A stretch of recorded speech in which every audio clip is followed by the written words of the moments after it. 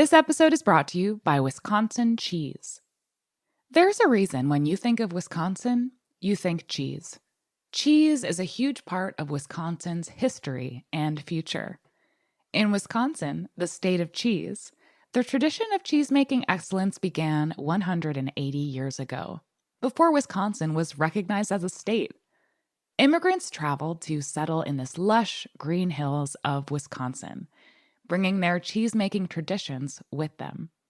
These storied skills, combined with the freshest milk available, created a cheese-making culture that is uniquely Wisconsin. Wisconsin's 1,200 cheesemakers, many of whom are third and fourth generation, continue to pass on old-world traditions while adopting modern innovations in cheese-making craftsmanship. Find your next favorite cheese at wisconsincheese.com. Hey everyone, Greg Benson here, and if you're a regular listener of The Speakeasy, you probably know by now that I've been working to bring 100% pure, actually good-tasting agave nectar to the United States for a minute. But I wanted to give you a bit of an update. I actually got to travel to the farm where these amazing plants have been growing for decades, and it was just a genuinely moving experience. I got to see these agave in their natural habitat and see what it means to Rogelio, the farmer, to be able to care for the descendants of the same agave that his grandfather was growing almost a full century ago. That's why I'm proud to announce Quixote Imports, a new venture that's dedicated to preserving these agave and, yes, still bringing in the same fantastic, earthy, lightly fruity agave nectar that's going to make you wonder why you've been wasting your time with the crap at the grocery store. Plus, our fans here at the Speakeasy can get free shipping at checkout with promo code SPEAKEASY, so don't wait.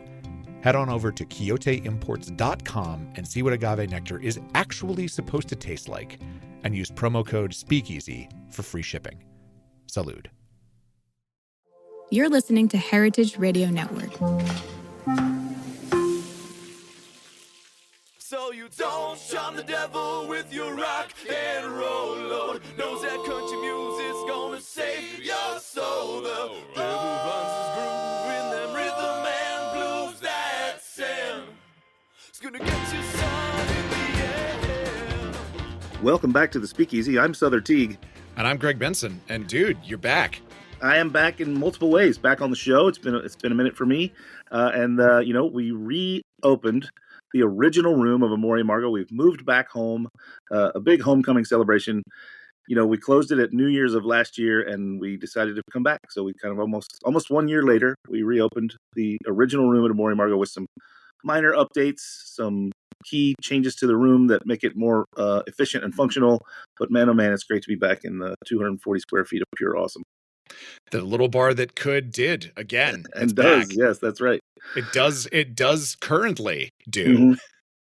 And we're going to do something else out front. The basic takeaway that the consumer, the guest, my friends, whoever fans of the bar should have is we realized overwhelmingly that we can do pretty much anything we want in that front larger room. We can make that into a turn-up bar. We can make that into a music venue. We can do anything out there.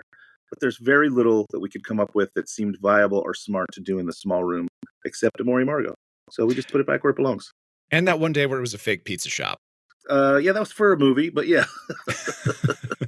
It's not viable as a real pizza shop, but from what I hear, it was a very successful fake pizza shop. Yeah, it was super successful as a fake pizza shop. The reason we couldn't do a real one in there is, no room for the oven. It's in the shop at the pool table, right? Yeah, and the oyster bar. Yeah. Two things that we've been listed as having that we've never had. Gotta love the internet. Speaking of the internet. Yeah, let's go. My former boss is in the news again for the wrong reasons.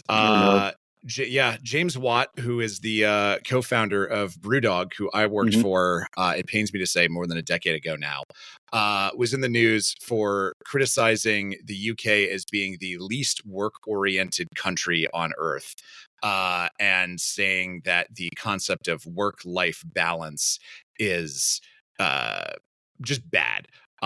He's deleted the original post. I haven't been able to track down a transcript of what he said. I'm just going off of articles that I've read that summarized it and kind of dragged the guy. And I don't know. I have thoughts. Like, my first thought is, yeah, that's bad.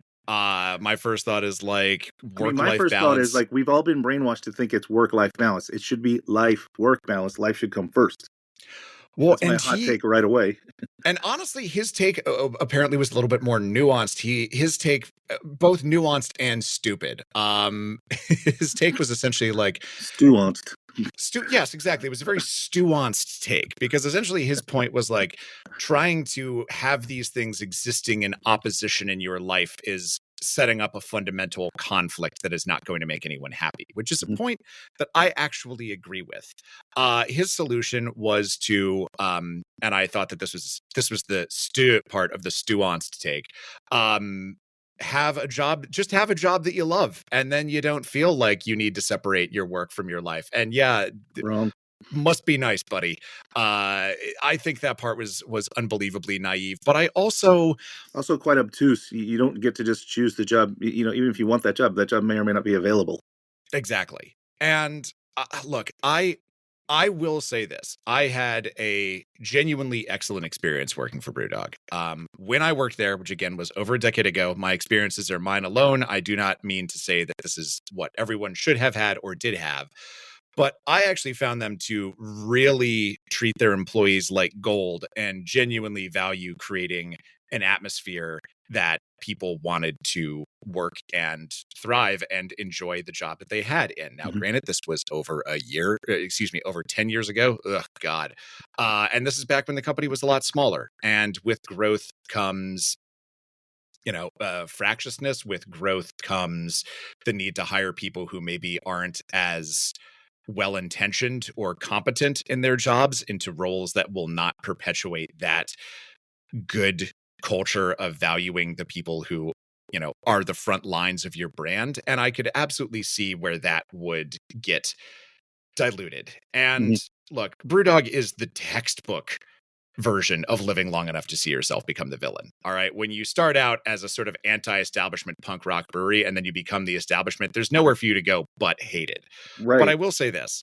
A lot of the flack that James gets online is for making people uncomfortable. I have yet to see an accusation where he, hit on a female employee or like threw a glass at somebody. Maybe they're out there. I'm not saying they're not. I'm just saying that I've read a lot about the dude over the years and I haven't seen them. And most of the criticism is just like, well, this guy made me uncomfortable. And my response is like, this is an uncomfortable man.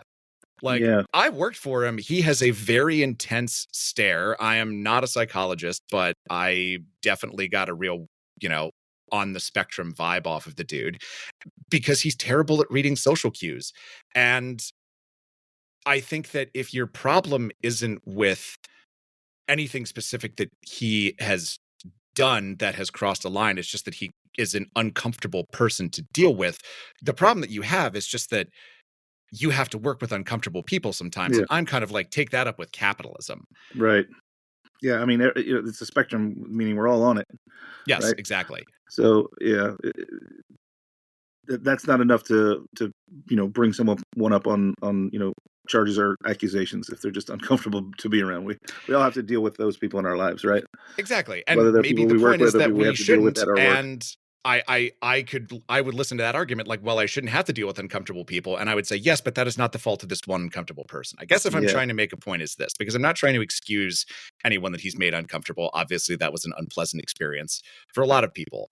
And I'm not trying to say that what he has said and done online isn't incredibly dumb, because he's put his foot on a lot of rakes. That's just sort of who this dude is.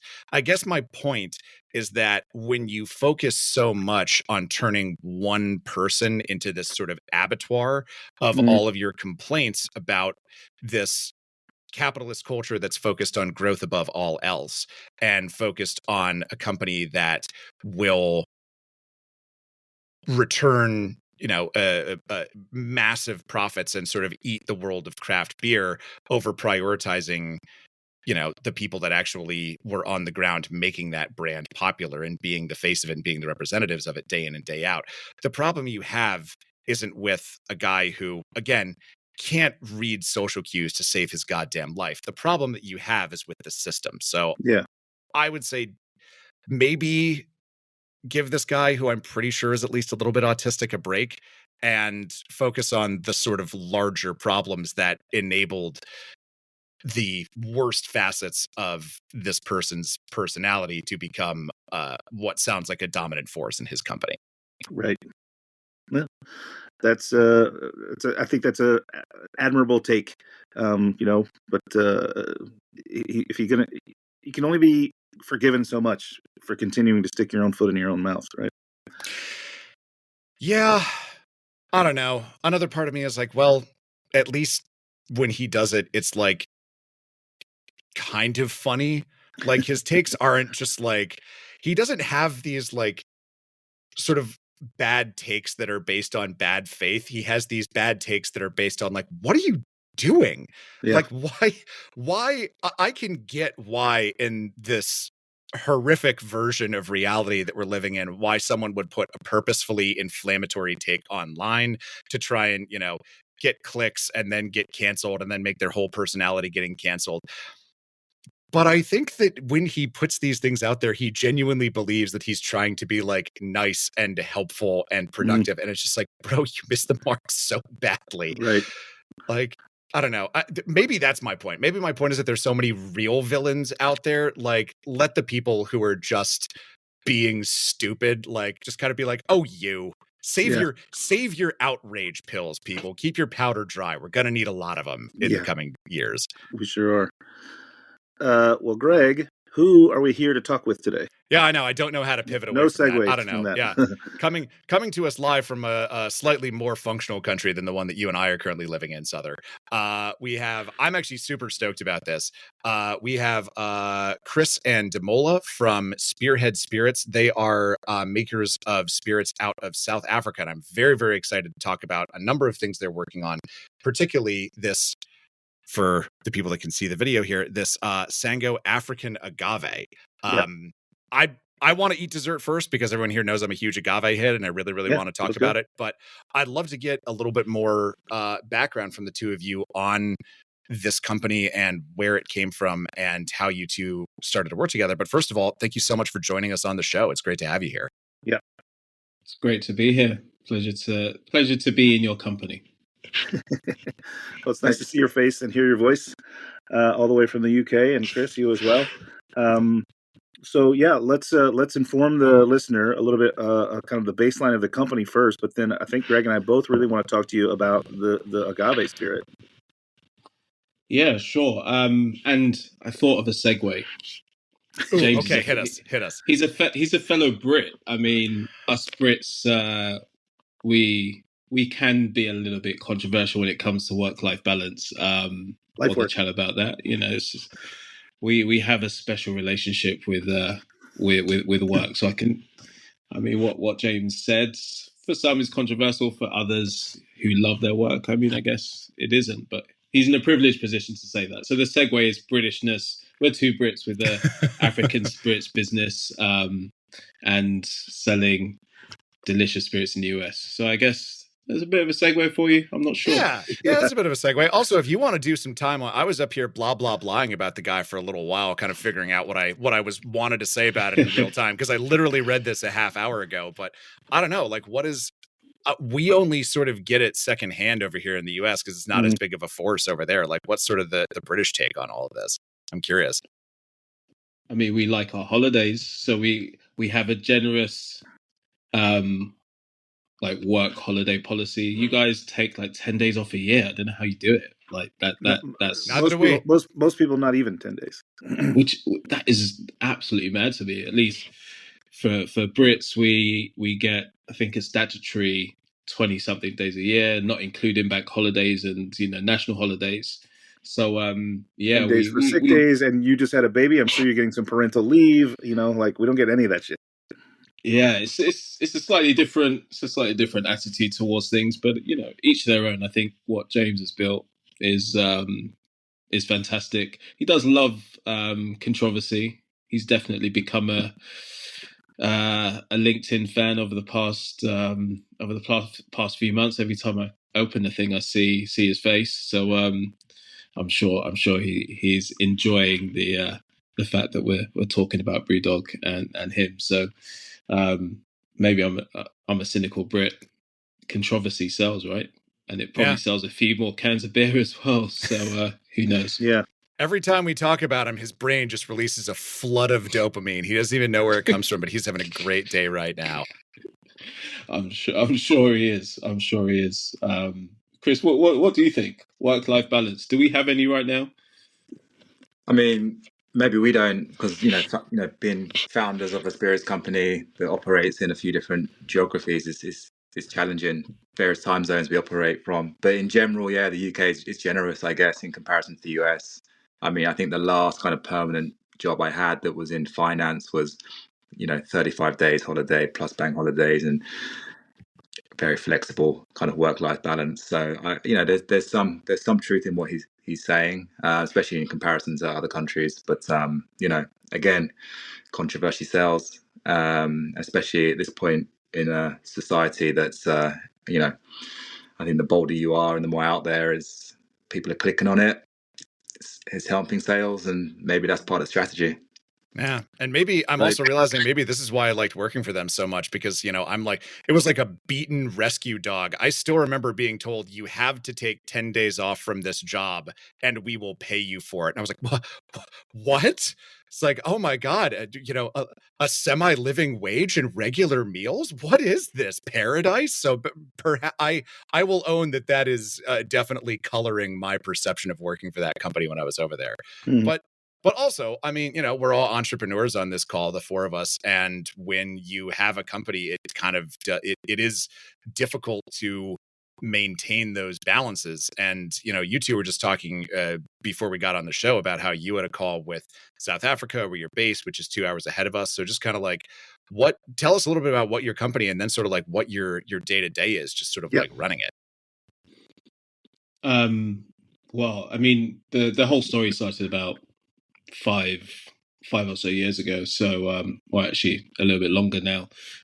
By the way, Chris and I are actually university friends. So I should say the story started 20 years ago when, right, we're a little bit younger, less gray hairs. I was going to say a bit more attractive, but Chris is better looking now than he was then.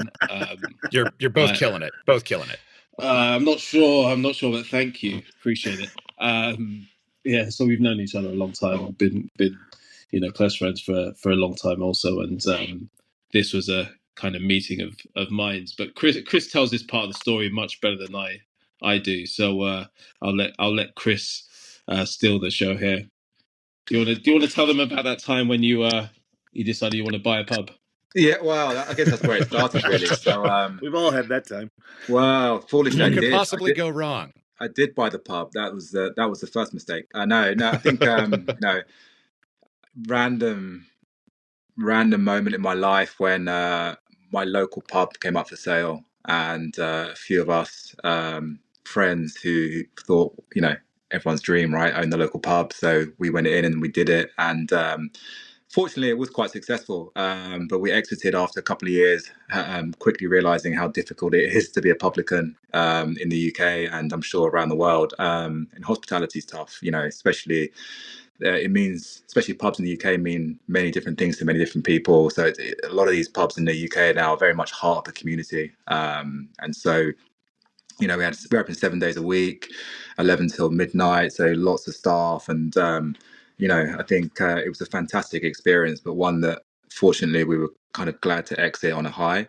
But really during that time, owning and being a publican, wanting to have, as diverse a back bar as possible and have drinks on the menu from, a range of geographies, we really found it difficult to procure premium African spirits products in mainstream distribution channels. So, I think, if you're involved in spirits, that, being able to produce quality spirits is one thing, but having to work in a 3-tier system and working with importers, distributors, ultimately wholesalers, and having that consistency, I think a lot of African brands potentially have struggled there. So, when we started Spearhead Spirits, the idea was to build, premium spirits, but ultimately we had to get those into mainstream distribution channels so people can actually buy the product. Right.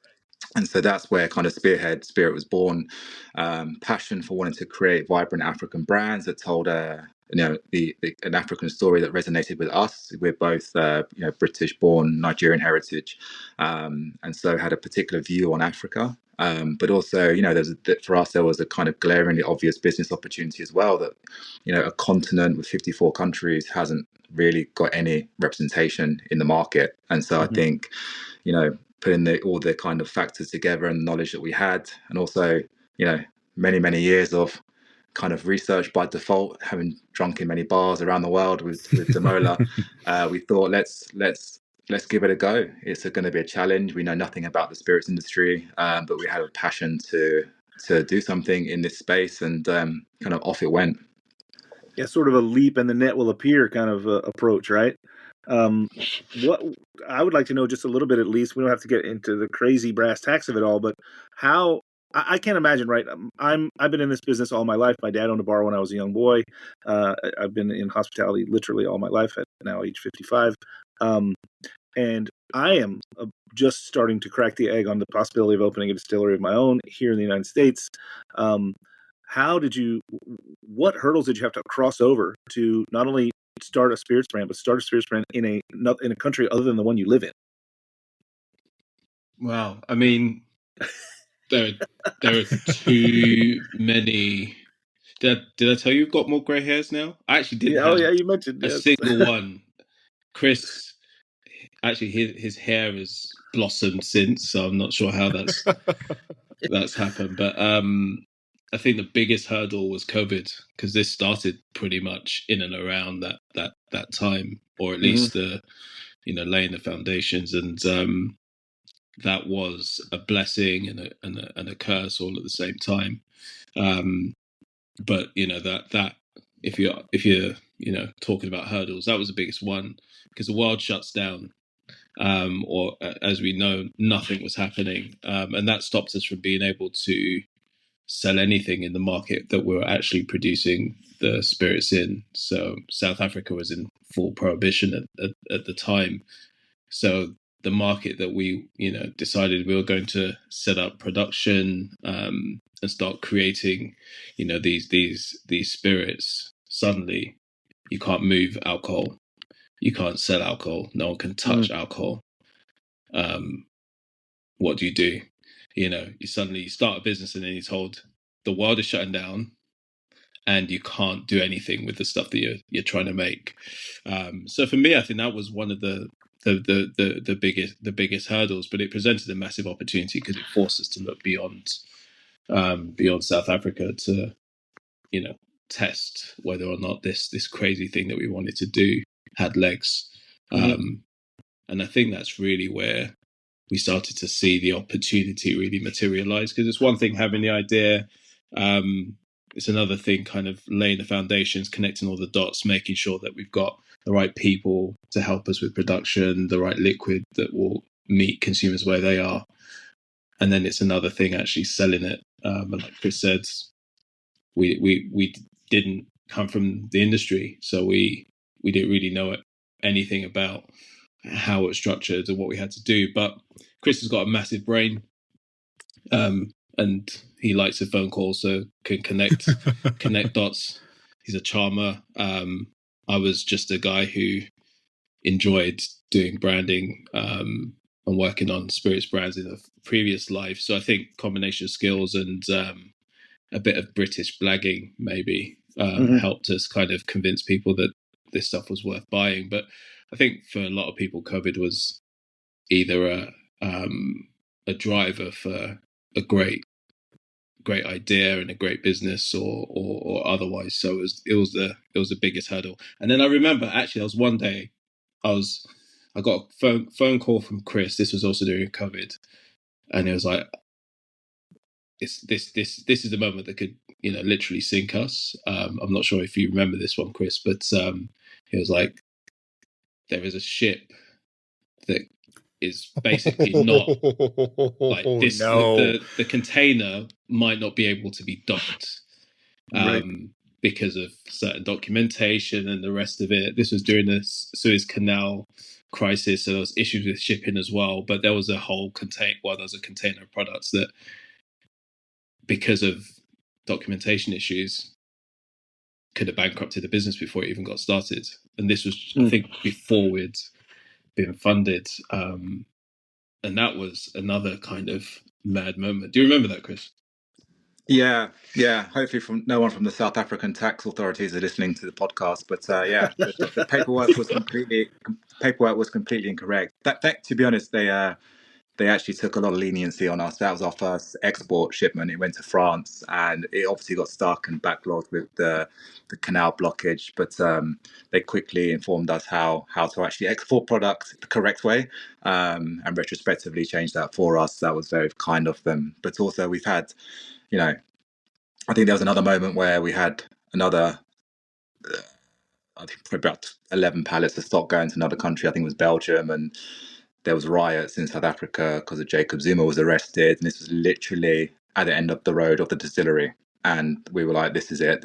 Business is shutting down again." So we've had a real roller coaster of emotions since we started this business, highs and lows, like any founder on this kind of journey. And I think fortunately we've come out the other side, probably a lot stronger than if it was smooth sailing from the start. So there's challenges, and I think part of the beauty of what we're trying to do, and making sure for us it's authentic, and for us authenticity means these are African products that are made in Africa with African ingredients by African people, and that's really important for us from not just an environmental sustainability perspective, because we work with local suppliers, with with solar powered, etc., but also community sustainability and development for us is really important. And so I think, it's definitely spurred us on. It's kept us motivated, and fortunately, everything has hopefully come together quite nicely in the portfolio that we've created. And I think there's finally some kind of blue sky moments happening. I'm sure it's going to be a roller coaster still, but having some great wins at the moment, which is really positive. That's incredible, and I'm glad to hear that. I feel like spirit makers are a unique cadre of people in that oftentimes one of the goals of the company, and in this case as well, is to create community, right? The product in the end generates communities in the pubs and bars that it gets consumed in, but oftentimes spirit makers want to make the ground zero, the home base of the product, build a community around things that sound like exactly what you're doing as well, and I applaud you for that. Let's talk a little bit about the new one that Greg just held up. That's an agave spirit coming out of Africa, and what led you to think to yourselves? I mean, I'm assuming agave is a naturally occurring product there. What made you think to yourselves, well, why should Mexico get all the fun?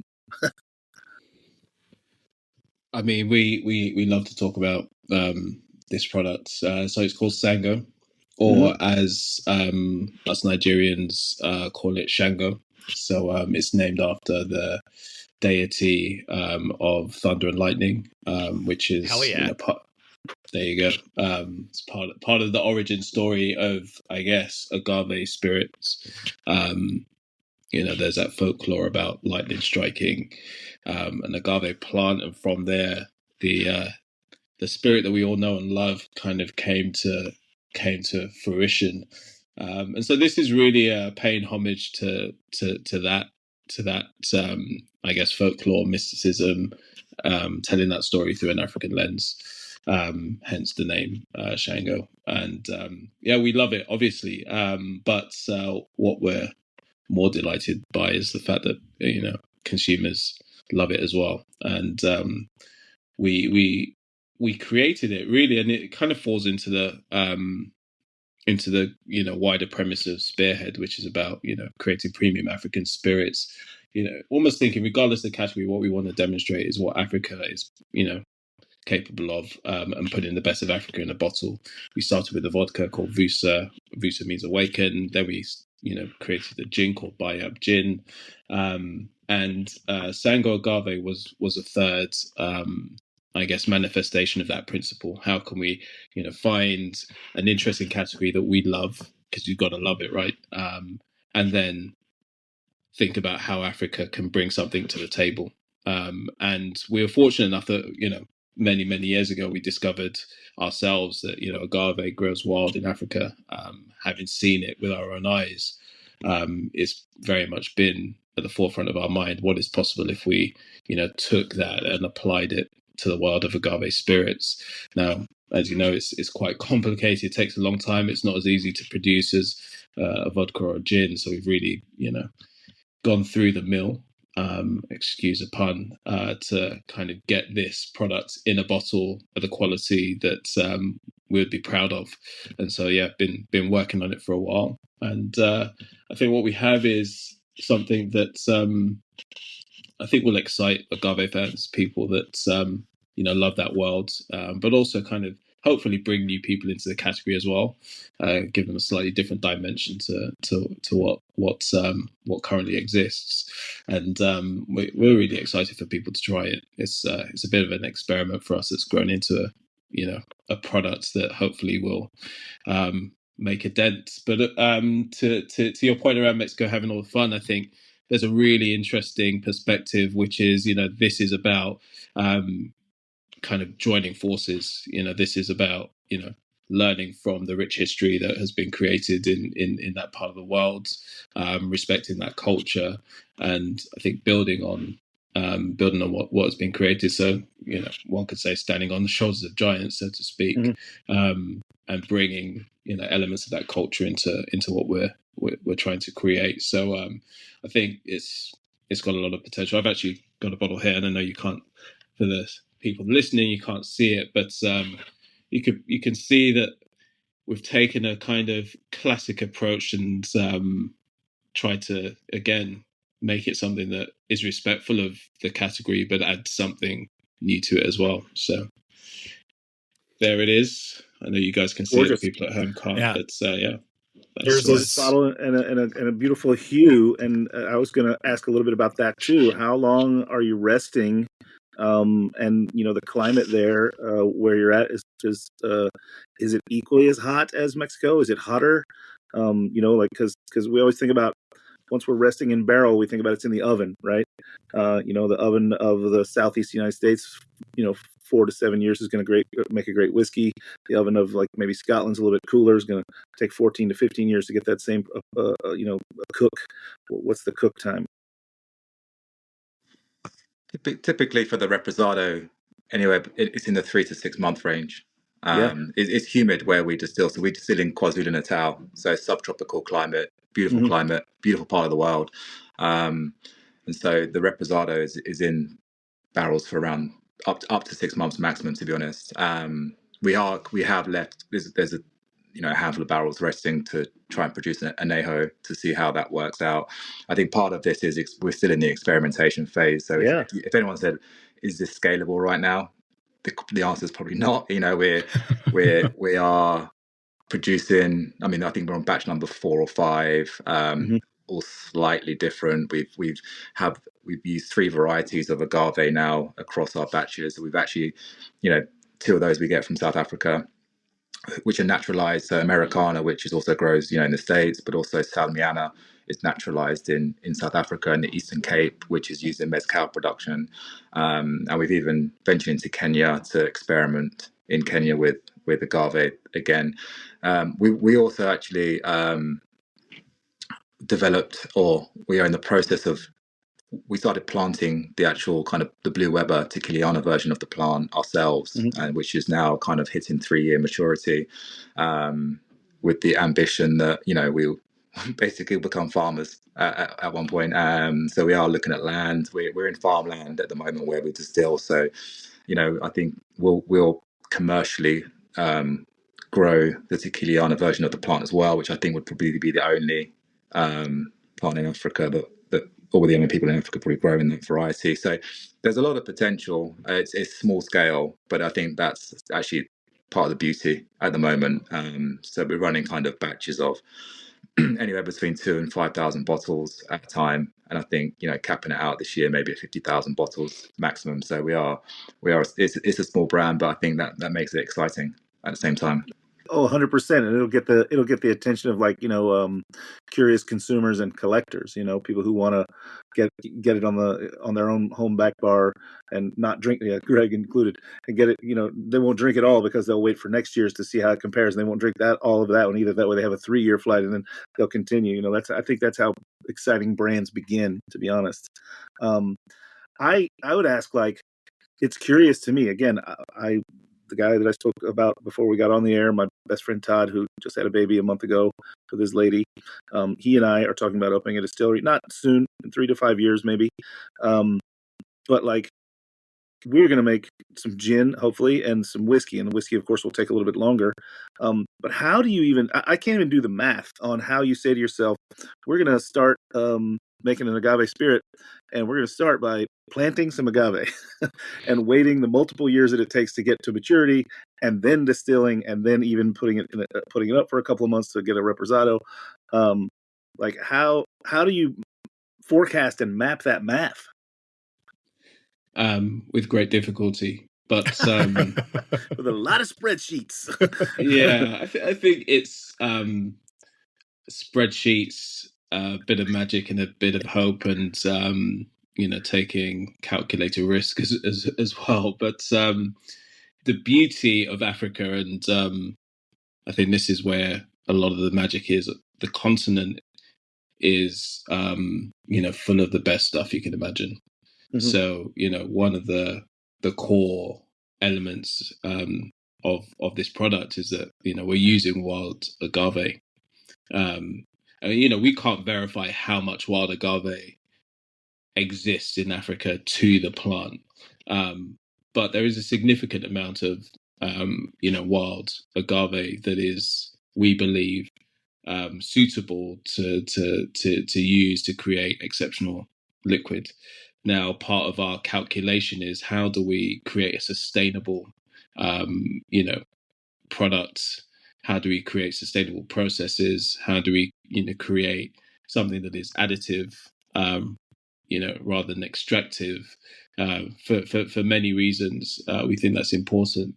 So part of the calculation was to make sure that we can look into planting and farming agave in a way that makes sense for the environment, which will mean that we can make those calculations a bit more accurately in the future. But for now, we are relying on the source from the motherland, so to speak, to gift us what we need to produce Sango.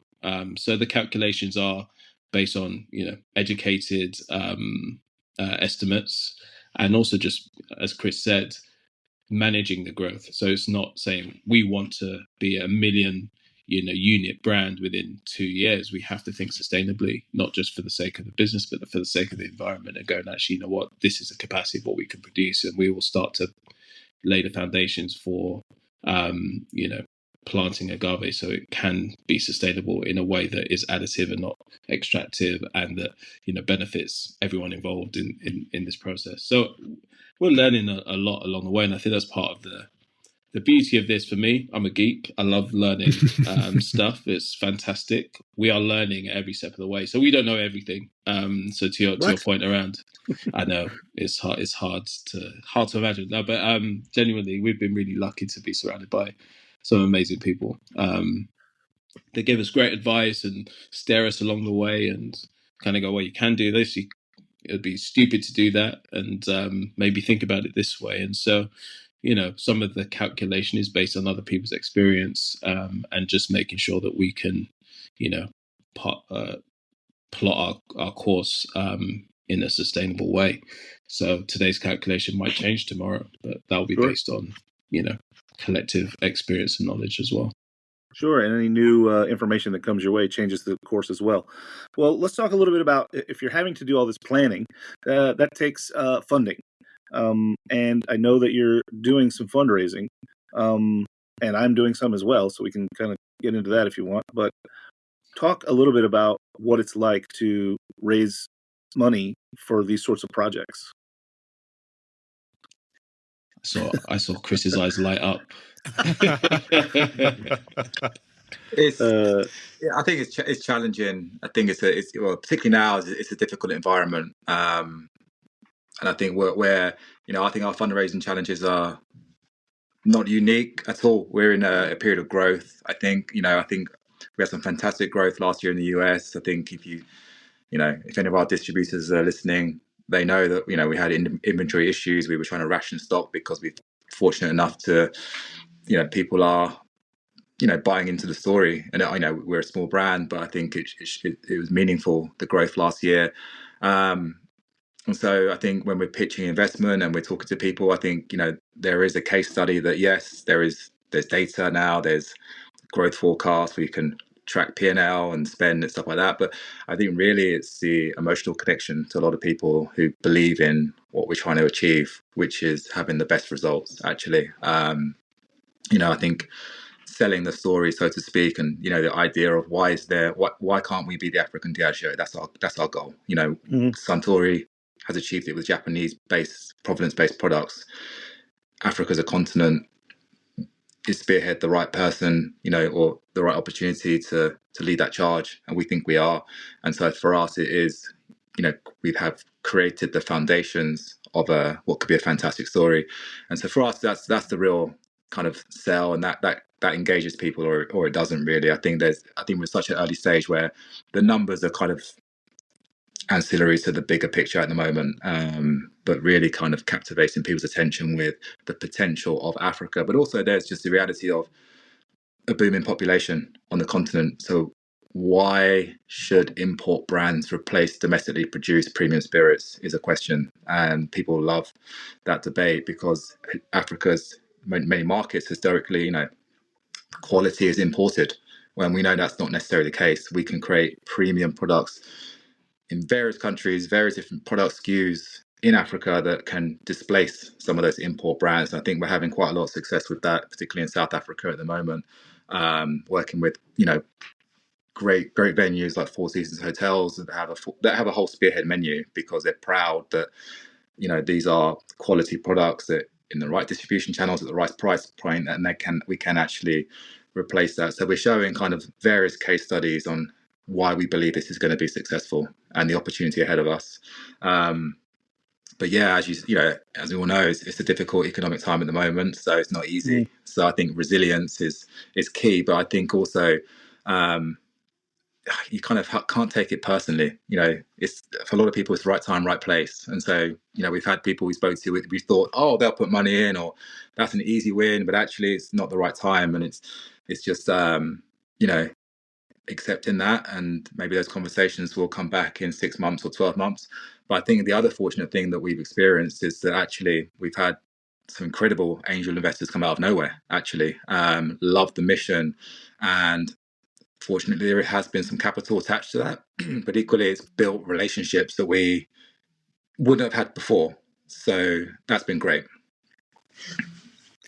Yeah, it's I was going to say that I think the thing that is often underestimated is timing in all of this. Like, where are you coming in the cycle, like the macroeconomic cycle? How do people feel at the time?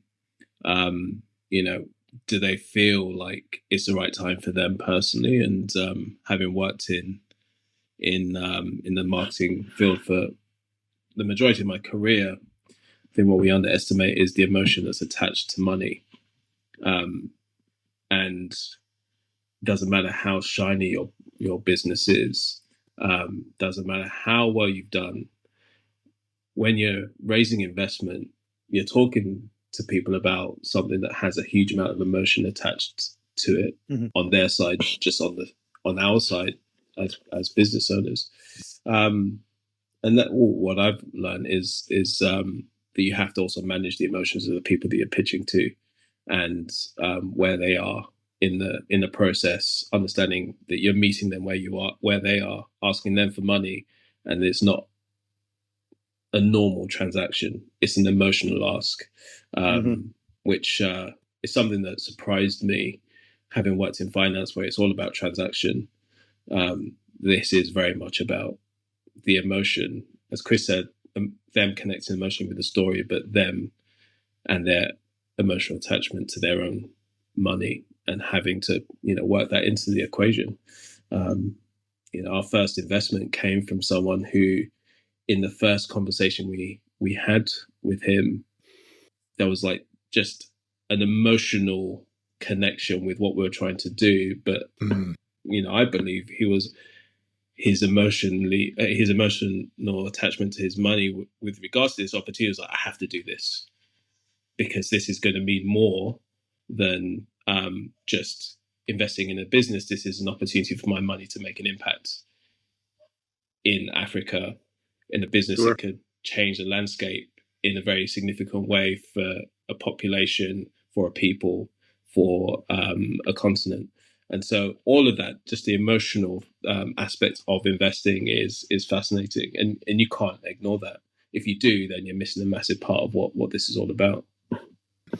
Yeah, I think that's incredibly smart. And I think that also segues really nicely into something that I wanted to ask you both about, because I'm woefully ignorant about this sort of historical history of fermentation and distillation in Africa. And it sounds like that was something that was very emotionally motivating to the two of you. We have people on this show a lot who are just like, I really wanted to open a brewery or a whiskey distillery. And the two of you, it sounds like, we're very motivated to kind of, work hand in glove with and build on a tradition that sounds like it was very rich, but that a lot of people, myself unfortunately included, don't know a lot about. So I'd love to hear sort of why that, the emotional resonance of that and how you can communicate it to investors. But also I'd just kind of love to hear a little bit about some of the traditions and some of the aspects that you're building on with this company that's led you to produce at this point vodka and gin and agave and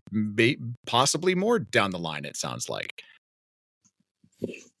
Yeah, I mean, Africa is a continent with so many countries and cultures within it that unfortunately haven't had the stories from within it been told, in the mainstream.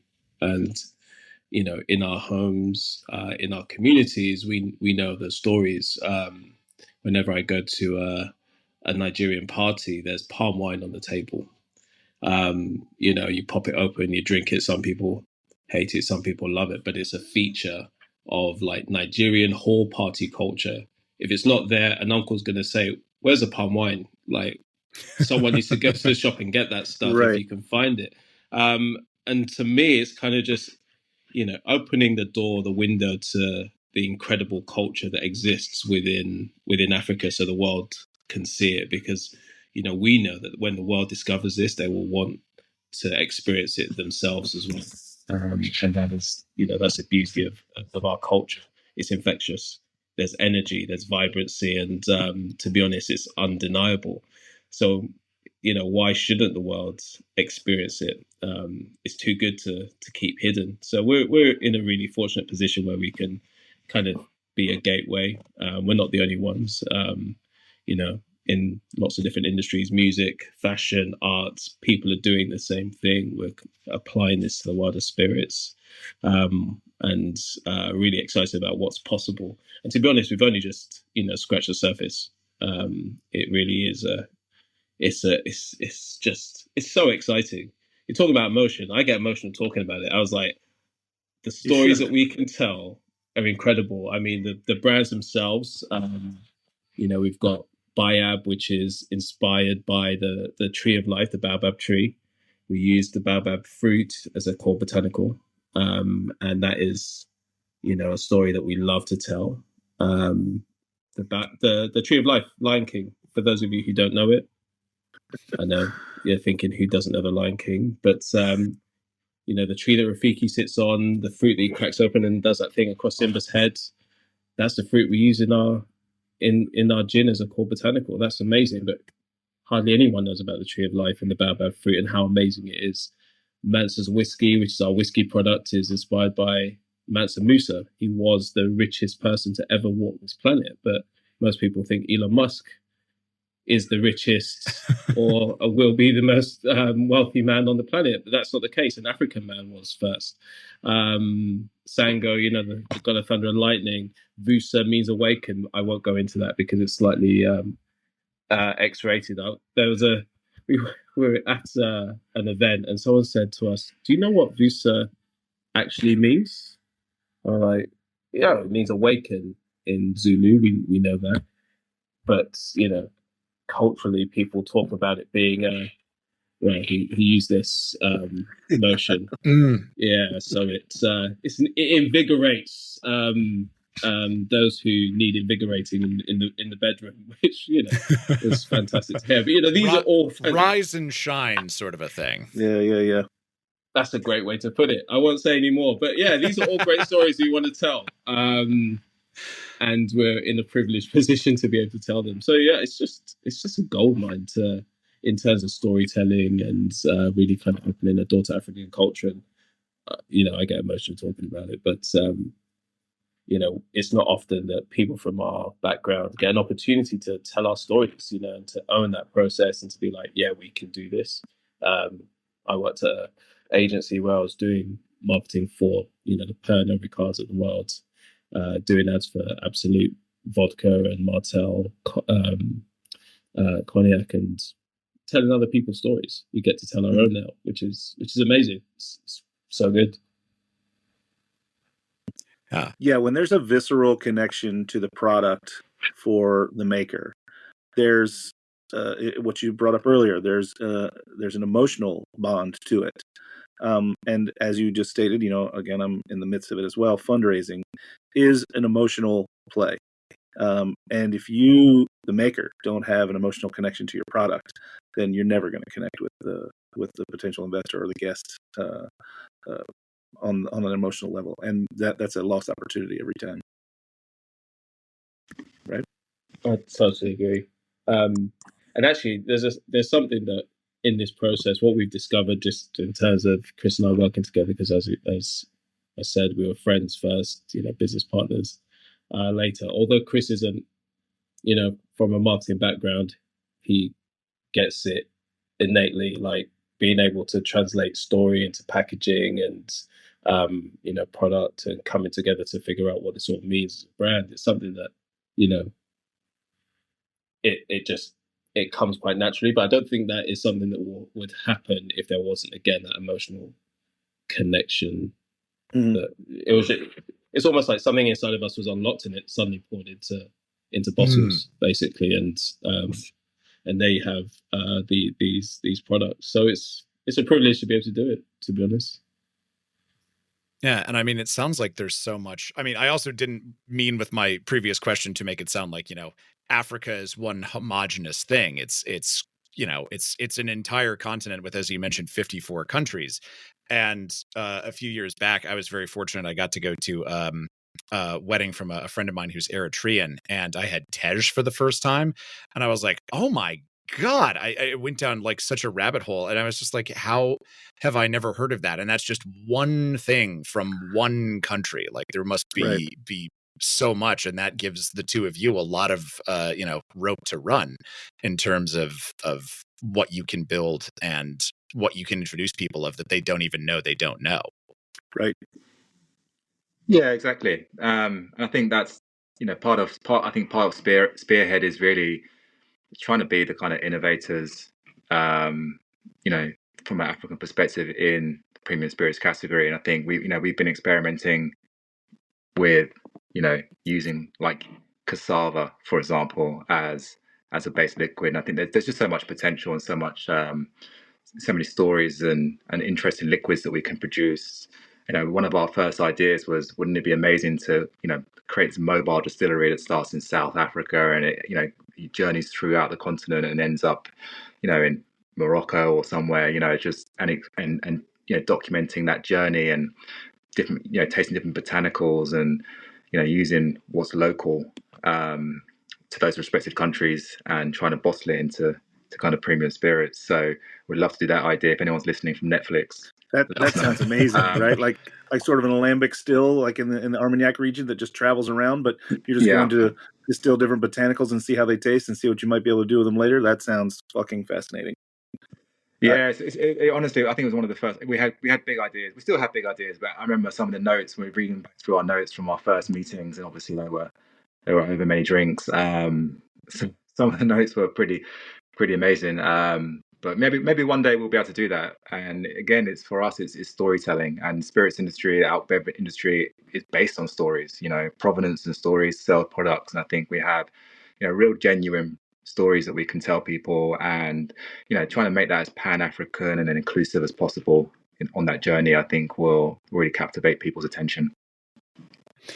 Well, sort of speaking of stories, I want to geek out on the agave a little bit more, because this is and correct me if I'm wrong, but agave is not native to Africa, correct? It's a North American plant that y'all are bringing in, and just happens to really like a lot of the climates you're setting it down in. Am I right about that? So it's naturalized. There's various species that are naturalized in South Africa. So Salmiana, as mentioned earlier, is a variety that's used in mezcal.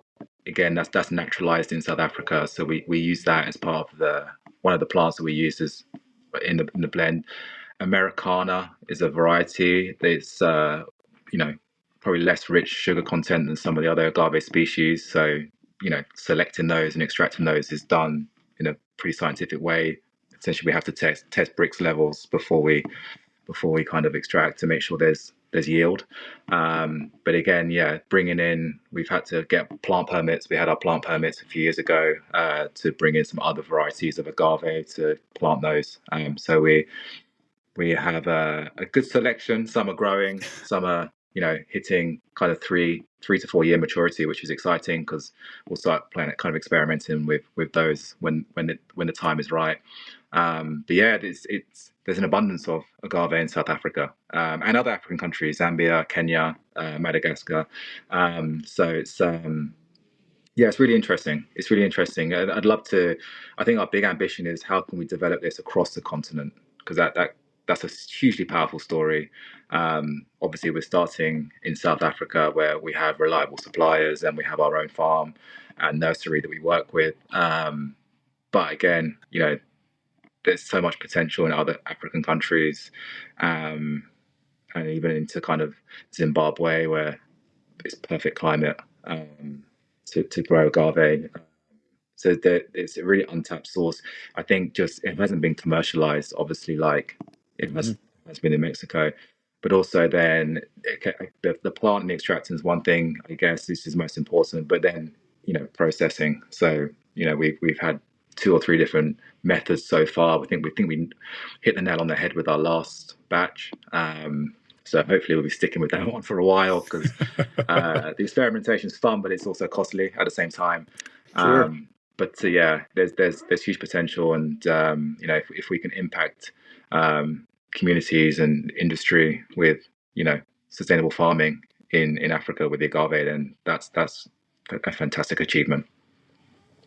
Well, and this is the part where I do this as an excuse to drink a little bit of this bottle that you all sent me, which is very nice. But I'd love to hear, just for some of our listeners at home, and also to hear the story from the two of you, kind of about what some of the flavor profiles you're getting out of these agave are. I'm particularly interested if we can all. It's a different thing to like make a spirit on paper than to actually like have that first batch that you get to taste.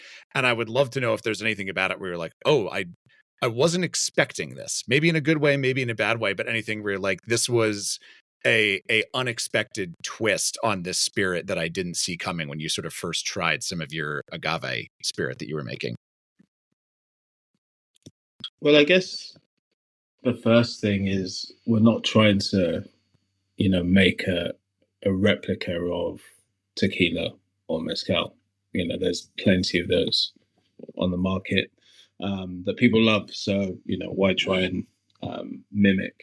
The key was, getting to something that was exceptional from a profile perspective, mouthfeel perspective, but also has something distinct about it. And like from my perspective, anyway, I've got a very different palate to Chris's. He often says, "I've got a child's palate, which it's fine. I like sweet things, but the Reposado was the one that really kind of got me, because there was just this beautiful butter, like buttery and butterscotch kind of profile to it in our. I think it was the first batch, and it sustained. But that for me just absolutely won me over. And it was different because you had that kind of butterscotch profile with something that wasn't overly smoky, but definitely had an earthiness to it. That I thought that's different. That is actually something that would please consumers that have been drinking tequila for a long time, but also speak to mezcal consumers that enjoyed a little bit of texture and I guess smokiness. And it sat perfectly in the middle.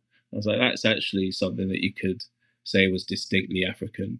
Again, the vibrancy of the that butterscotch, and then the earthiness, which spoke to the terroir of South Africa. I thought that kind of nailed it for me, and that not only surprised me, but I was like, that I think is where we come on. Which I think a lot of people also comment on.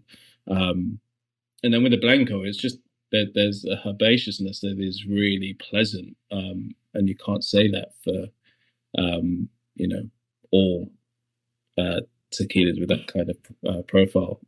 I absolutely love it. Again, different, distinctive, quite African as well. It's almost like an African root vegetable. I compare it to yam. I'm not sure. Have you ever had yam before?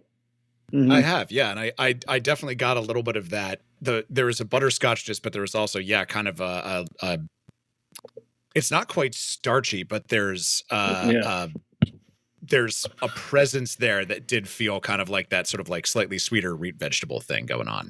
Yeah. Yeah, I thought so. I had some yam for breakfast on Sunday, and it's slightly strange, but it did remind me a bit of this. I was like, there's a sweetness. So if you boil yam and put the right amount of salt and sugar in it, you get this incredible kind of like sauce over the top of the yam. It's not like candied yam, that's too sweet, but you get this incredible sauce, and it's something that's just like, again, there is something there that reminds me of what I was drinking, and it just reminded me that like food and drink is a marriage, and finding something you can compare it to in that world is often quite a useful tool. So it did remind me of that kind of like earthy sweetness, but that's just my palate. I don't know, Chris, what surprised you in what you tasted? Yeah, I think the early stages, I was thinking it kind of, I mean, a lot of people referenced it more towards a mezcal than a tequila. Maybe it has more earthiness. Maybe because we kind of pit roast. Maybe that's where that comes from. I guess I think we got to a point where it kind of sat in between a tequila and a mezcal, which I thought was a good position for the liquid. It kind of felt that was the right space. It felt natural to us. It spoke to the African cues of the kind of the agave species that we were using. But it was also quite difficult. I think the very first version we had, people naturally would compare it to tequila, and it was very different, I think. So we had to kind of refine it a little bit more to try and, for consumers, so they knew what they were drinking. Kind of, right? We don't have enough capital to create a new category in that respect. So we had to have some. We tried to make it so it had some similarities, but essentially it was different. But it's interesting what Damola says about yam. We made some vodka very early on using yam, actually, and I remember some comments saying it's more like a tequila, actually. So I think maybe it's something we'll experiment with again. But I think that's, I think it is unique in that respect. Kind of sits in the middle. I think it's, but as different as we need to make it, it still needs to be enjoyable for people to drink. And I think that's what we've kind of been working on for the last maybe 2 years, just to make sure we've got it in a sweet spot. Pardon the pun, but so having those notes of butterscotch and stuff like that is it's really shining through now. So I think we're really happy with where we've got to, not just from the kind of the mix of agave species we're using, but also the production process and what barrels we're using for the reposado, for example. So happy place. That's awesome. And I'm excited to see what you guys do next. And for our listeners, if they want to follow along to what you all are doing, what are some pluggables? Where can people find you on the internet, and what should people keep their eyes peeled for? Like, what are you working on that you can tease, that you're excited to share with the world? So I'll point people to, particularly if you're in the States, Bayab Gin on Instagram @Bayab. That's BAYAB Gin. And then again on Instagram, Sango African Agave. So Sango is spelled SANGO, and the rest speaks for itself, African Agave. And what am I excited about? You know what? I think it's less about making new, but just making sure more people discover, what we're doing, who we are, learn more about the stories that we want to tell, because there's no point in creating spirits like this if people don't know about it and aren't enjoying it for themselves. So we're really delighted to be with you guys, sharing a good word, and really just making sure that people discover what we're up to. Awesome, man. Well, I'm super excited to that we got to have you here in the studio. I'm going to go out and try some Bayab myself. And I'm just excited to see what y'all do next. I mean, it seems like in talking to you, you're just sort of starting to scratch the surface. So I'm really, really stoked to see what, just follow your exploits, run into you every year at Tales of the Cocktail, aka family reunion, and just keep up with what you two are doing. Fantastic. I think we're actually going to exhibit this year at BCB. So not just loiter and drink copious amounts of samples and cocktails. I think we'll be pouring some actually this year, which will be fun. I think there's such an intrigue into the agave. It kind of makes sense now, but like maybe now's the time. So that'll be super cool. When you say BCB, Berlin or Brooklyn? Brooklyn. Oh yeah, excellent. Yeah, definitely. I'd love to see you guys there, and I'd love to get you back, at my spot and do some community building. Get some bartenders in there and have you guys display your products and talk to bartenders in New York and get it in their hands and in their mouths. Would love that. Thank you. Yeah, sounds so filthy when you say it that way, Sother. Hey, listen, rise and shine. Yeah. Especially after Damola's previous comments about what Vusa means. Now it's becoming X-rated. It's a family show. Exactly. So we do it for the kids. That's why we do it on the show. Yeah.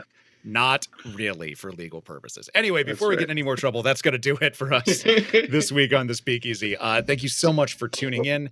And if you want to hear more from Sother and Damon and myself and our awesome guests, please become a regular on our Patreon, where you're going to get great extra little perks like video podcasts, bonus episodes, access to pre-sales, and a free kit from our friends at Shaker and Spoon every single month. And be sure to tune in next week when Danny Zig of Coconut Cartel is going to be making her triumphant return to the podcast. She's going to be talking about her white coconut rum, which I'm very, very excited to try. It's a new innovation from the folks at Coconut Cartel, and I'm excited to hear about what they're doing with it. But for now, that is going to do it for us this week on the Speakeasy. Thank you for tuning in, and until next time, cheers, everybody. Cheers, everybody. Cheers. Cheers. So you don't charm the devil with your rock. The Speakeasy is powered by Simplecast. Thanks for listening to Heritage Radio Network, food and drink radio supported by you. Keep in touch at heritageradionetwork.org/subscribe.